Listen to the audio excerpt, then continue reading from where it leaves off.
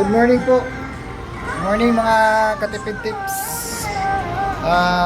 Dito na tayo sa ating final ng final with box ng ating centralized all-in-one coin changer and centralized coin slot. Ito po yung actual size po ng natin. Centralized coin slot plus coin changer po. Tingnan natin ang loob. Ito po yung half coin hopper. Diyan yung dispense ng pera, ng coins. Ito po yung natin, setup. Sige po. Testing natin po yung centralized all-in-one natin with coin changer. Si customer ay magpapabarya ng kanya 20 pesos po. Pindutin lang niya tong button na yellow.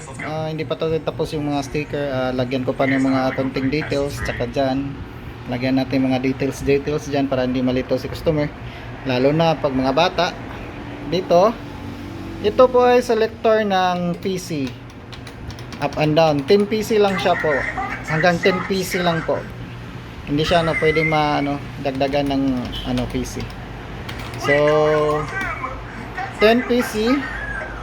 And then ito po yung button ng kanyang coin exchanger button po diyan. Ito. So naka-idle state na. Patay na yung ilaw. So pag napatay yung ilaw, walang mangyayari po. Hindi talaga yan tatanggap ng coins po. Ang kagandahan dito, yung centralized coin slot mo at saka yung coin exchanger mo ay isang coin slot na lang, di ba? Tipid. Ganyan natin yung mga aim natin sa katipid tips, makakatipid tayo at saka worth it naman po. Ito po. So try natin magpabarya ng 20 pesos. Pindutin lang ang yellow button hanggang umilaw. Yan. Pag umilaw, ibig sabihin ready na siya tumanggap ng coins.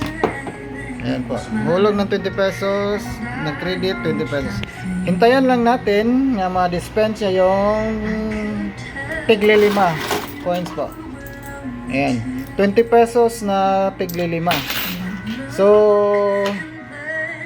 kung gusto niyo naman po 1 peso yung dispense, pwede naman po. Magsabi lang yung anong gusto niyo, pwede rin 5 peso. Dapat isang variant lang po, 5 pesos or 1 pesos, 1 peso naman po. Hindi pwedeng dalawang variant yung malagay sa coin hopper natin dahil isa lang yung coin hopper sa loob. Tapos 2-in-1 lang muna dahil centralized coin slot plus coin exchanger kasi coin acceptor lang tayo. Pag gusto mo naman yung all-in-one, yung my bill acceptor po, dito natin ilagay bill acceptor dyan. Tapos lang siya ng konti nitong button dito siguro para makasya yung bill acceptor. Dito hulog ng bills. Tapos dito yung sukle. So try natin yung centralized coin slot natin kung gumana ba. Ayan, PC number 1 po. Hulugan natin PC number 1, 5 peso. Ayan po, credit sa po siya. Ito. PC number 2 na naman. So ito. Ayan po, PC number 2. PC number 3. Hulog tayo. Ayan. PC number 3 and then PC number 4. 5. Ayan, so wala nang coin si customer, wala na siyang coin, so magpabarya na naman siya ng bali 50 pesos po. 50 pesos na barya pa-change. So hintayin muna natin mag-idle state. Matapos pag nakaganyan, hindi niya mapindot yan. So pindot na naman tayo ng coin exchanger. Ayun, 50 pesos.